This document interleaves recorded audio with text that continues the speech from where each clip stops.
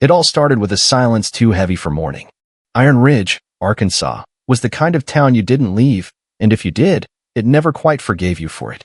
One blinking streetlight, 2 gas stations, and a courthouse that leaned just slightly to the left, like it had grown tired of standing upright through all the trials and family disputes it had seen. The kind of place where the past hung heavier than the humidity, and where gravel roads still held the memory of every tire that had once crossed them. On a pale gray Thursday morning, Edgar Brenner stood on the courthouse steps with a manila envelope under his arm and a dull ache behind his eyes. He hadn't cried when they told him his brother Henry was gone, just pressed his lips together, nodded, and asked about the arrangements.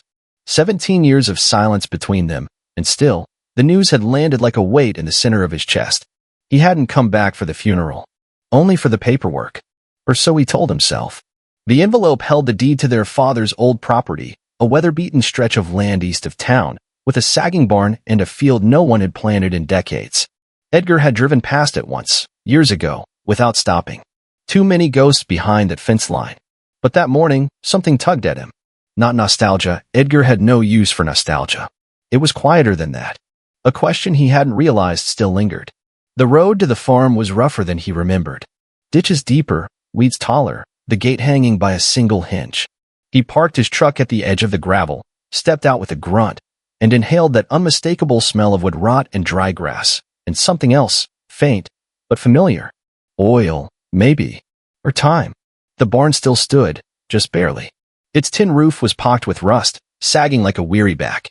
A white oak had split the far wall, its limbs curling through shattered planks like fingers reaching for light. And inside, in the long dim stretch between past and present, was a shape he hadn't seen since 1969. A 1965 Mustang fastback. It sat like a memory that had survived the fire. Dented, sun-bleached, draped in a heavy coat of dust and silence. The passenger side fender was caved in, the windshield cracked, and the front grille was hanging by a thread of rusted wire. But Edgar knew that car like he knew the bones in his own hand. It wasn't just the model. It was his car. Or rather, it had been. He stepped closer.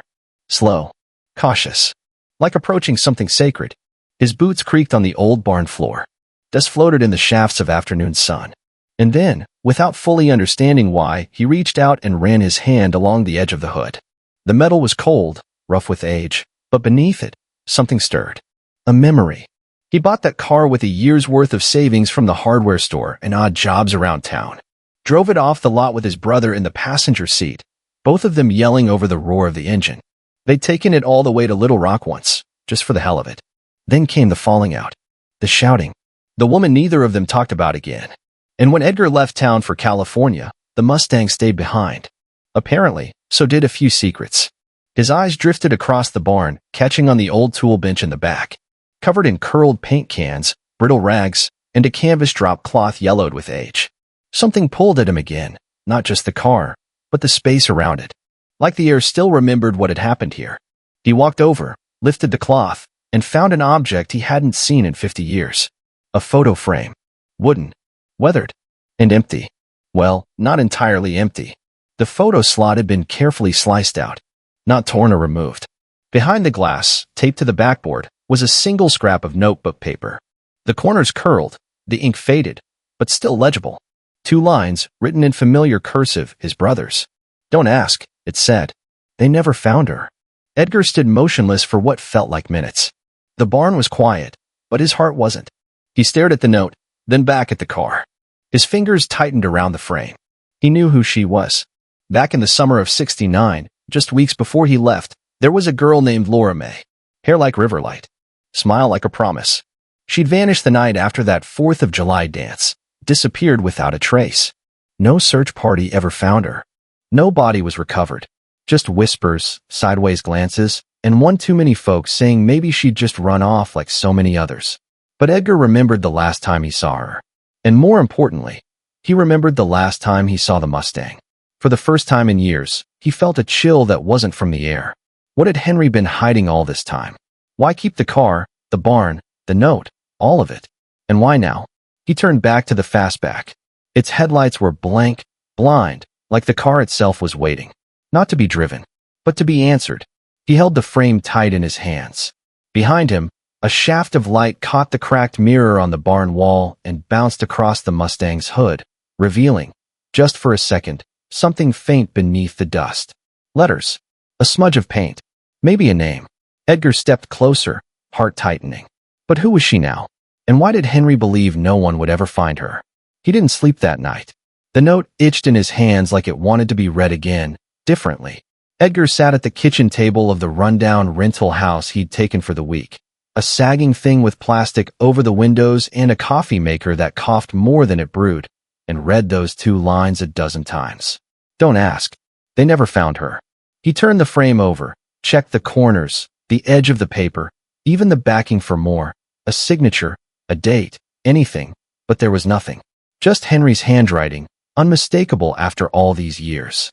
Edgar knew it the way a man remembers his mother's voice, not because he practiced it, but because it never really leaves. By morning, the town outside his window had resumed its slow crawl. A pickup rumbled down the road. A dog barked from the yard next door. Somewhere, a lawn mower sputtered to life. But Edgar's world stayed small. Just the envelope, the frame, and the rusting memory of a woman whose name hadn't been spoken aloud in over half a century. At 8:01 sharp, he called the Pope County Clerk's office. The woman who answered sounded young, cheerful, and entirely too brisk for the kind of morning Edgar was having. County records, Jenna speaking. Yes, Edgar said, voice low and worn. I'm looking for a missing person record. From 1969. That got her attention. There was a pause, then a softer voice. Do you have a name, sir? He hesitated. The name felt like ash in his throat. Laura May Hollowell, he said finally. She went missing July 5, 1969. From Iron Ridge. More silence. I can check, Jenna said. But most files from that era haven't been digitized. If it exists, it's probably in the basement archives. She paused again. Your family? No, Edgar said, after a breath. Not by blood. She promised to call back. In the meantime, Edgar drove.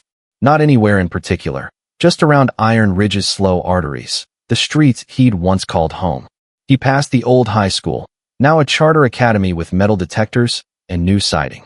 The diner where he and Henry used to split butterscotch pies had become a vape shop. The drive-in was gone entirely, replaced by a self-storage facility, its rows of metal units stretching like coffins across the field. But when he turned down Pine Hollow Road, memory struck like a bell.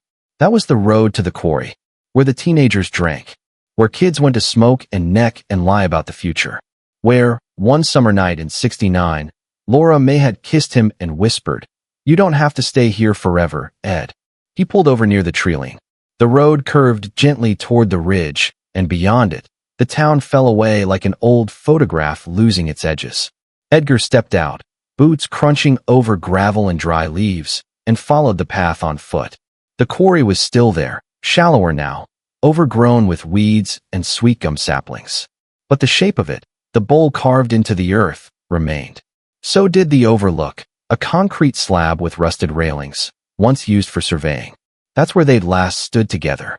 He could still see her, ponytail, denim jacket, a radio on the hood of the Mustang playing Sam Cooke. That night she talked about Nashville, about music schools and new names, and starting over. She said she had a cousin who could help. Said she'd call next week. She never called. He thought she'd changed her mind. Left. Maybe even lied. He was angry for a long time. Then ashamed. Then nothing. But now, with Henry's note in his pocket and that hollow frame on the passenger seat, the pieces didn't fit anymore. Why would Henry keep the car? Why keep that note?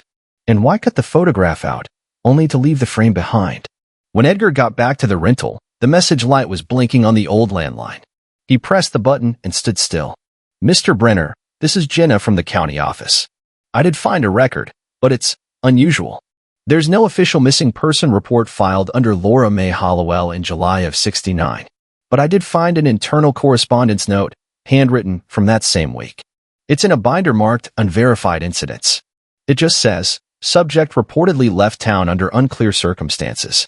No further investigation pursued at request of family. File closed. A pause. It's signed with initials. R.B. R.B. Robert Brenner. Their father. Edgar sat down hard in the kitchen chair. The file had been closed. Before it had even been opened. He opened his notebook and scribbled the initials again. R.B. That was their father, all right. A hard man, quiet, respected in town. Worked for the city council. Kept a loaded pistol in the glove box and secrets under his tongue. And now it seemed one of those secrets was Laura May.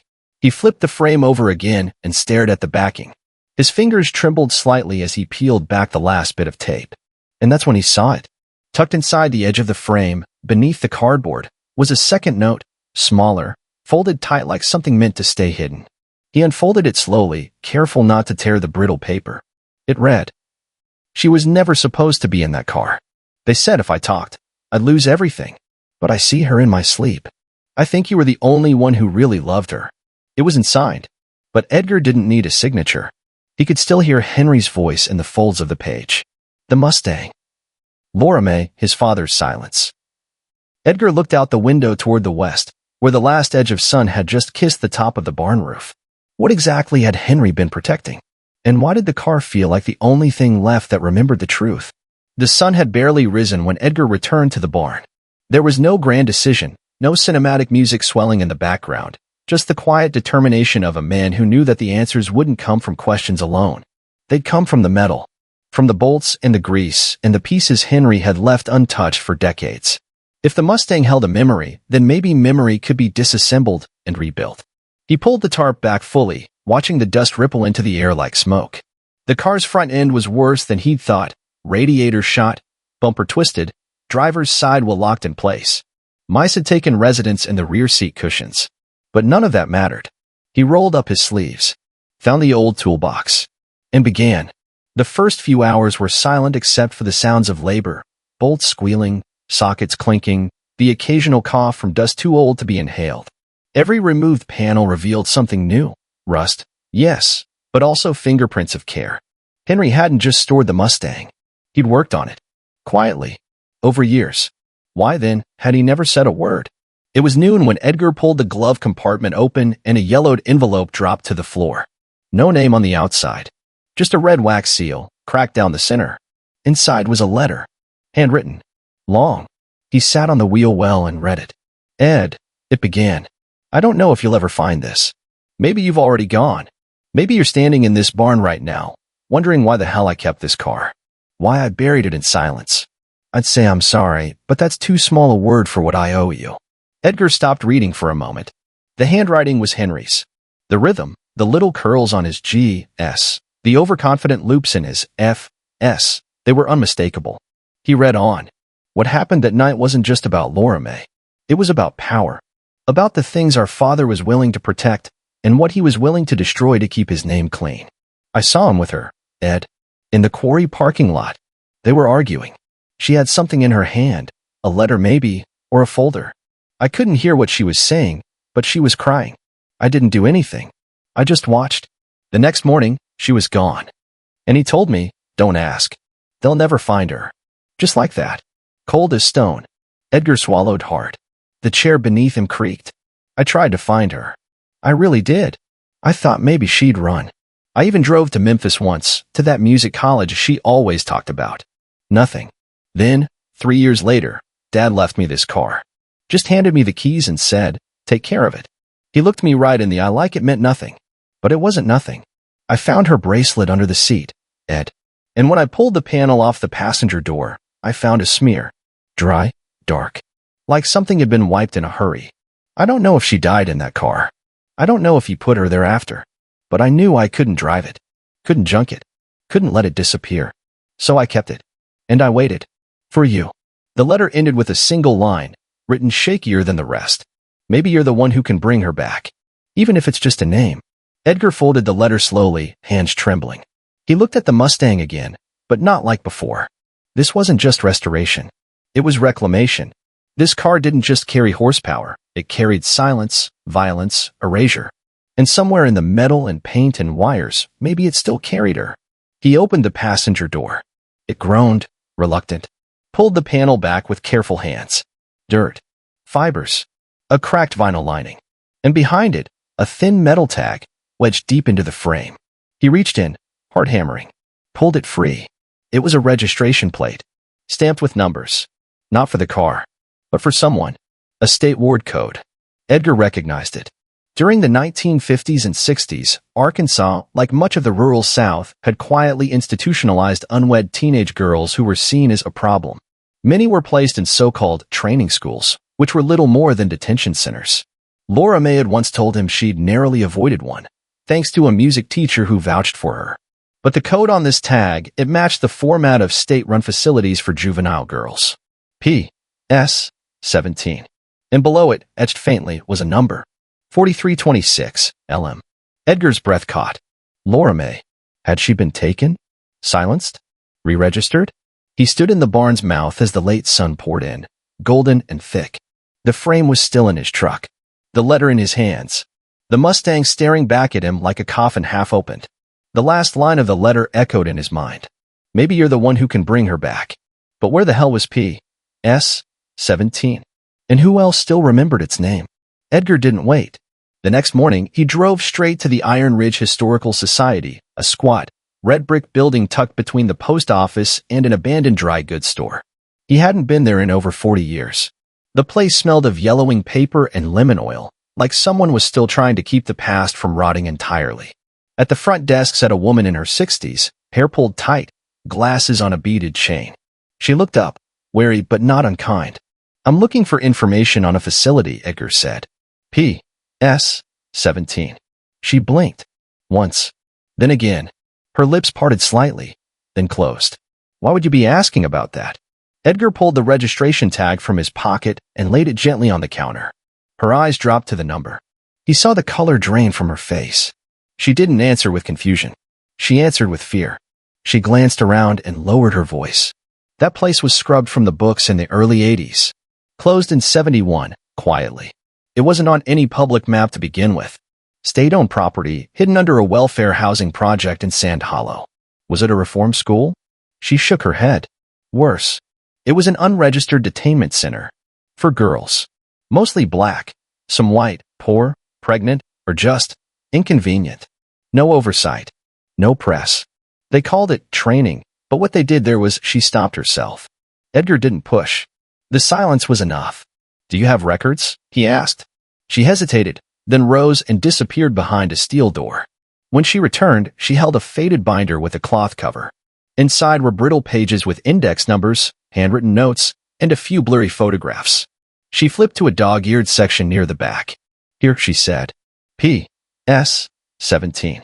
No roster. Just reference codes.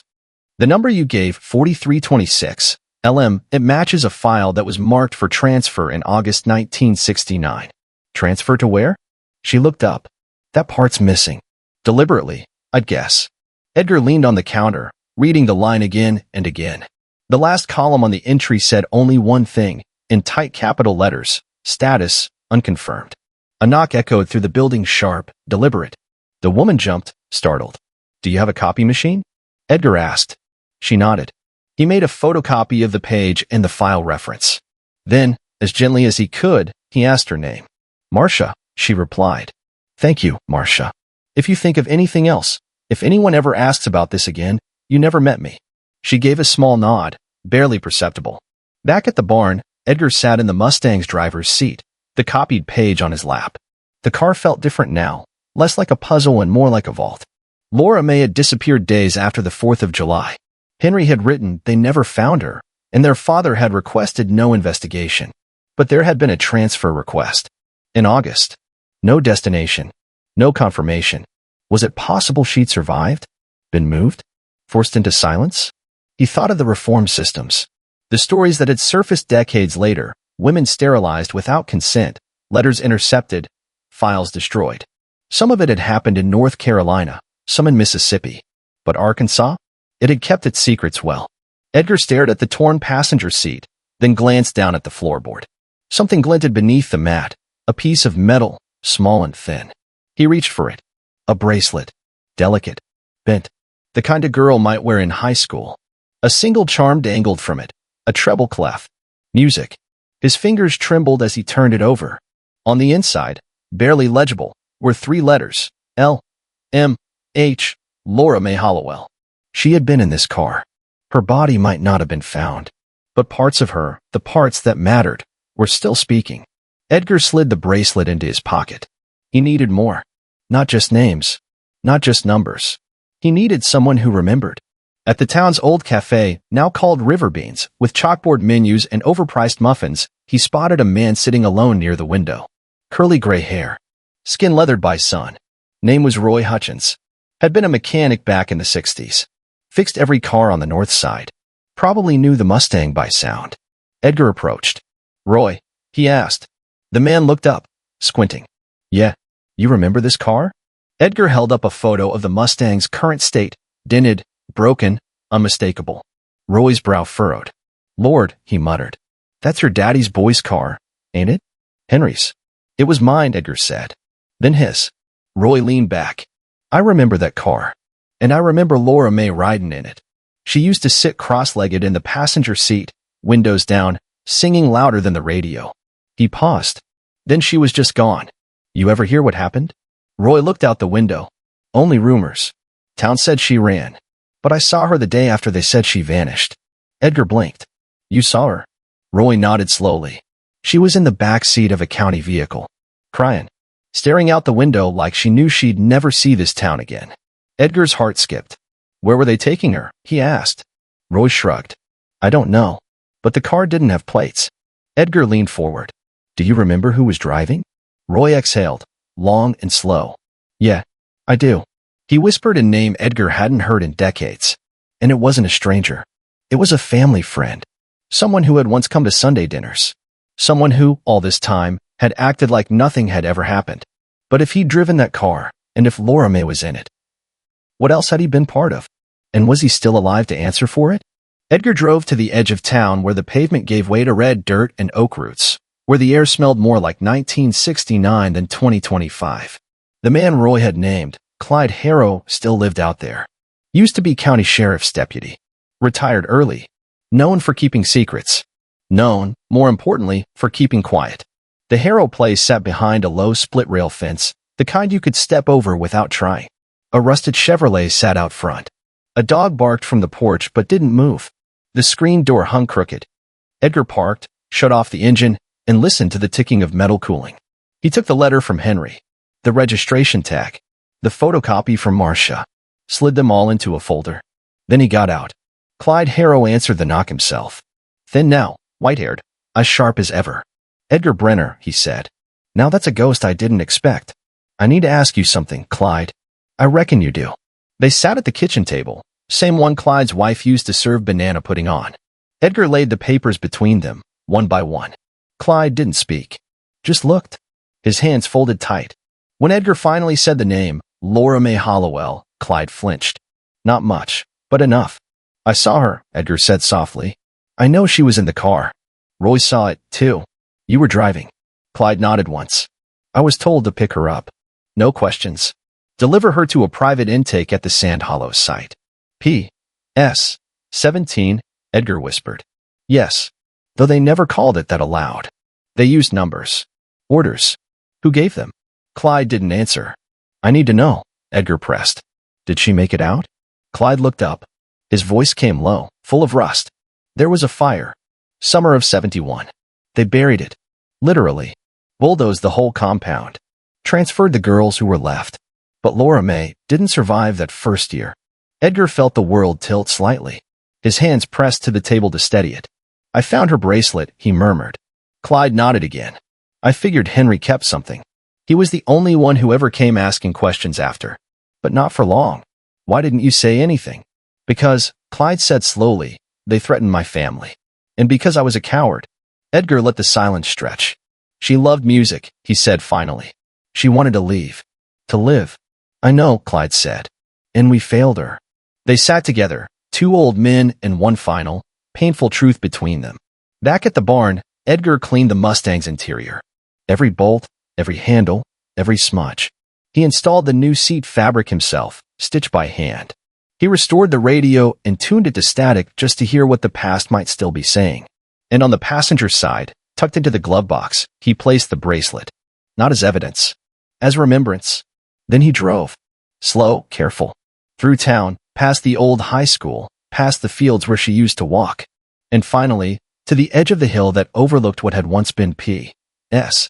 17. Now just a patch of trees with no markers, no memories, nothing left to testify. He stepped out, held the frame. There was still no photograph. But this time, it didn't feel empty. He reached into his coat, pulled out a new note, and slid it where the old one had been. Her name was Laura May Hollowell. She sang louder than the wind. She was loved. He sealed the back, set the frame on the dash. As the sun dropped behind the ridge, he turned the key. The engine sputtered, then roared. Not loud, just enough to say, "I remember,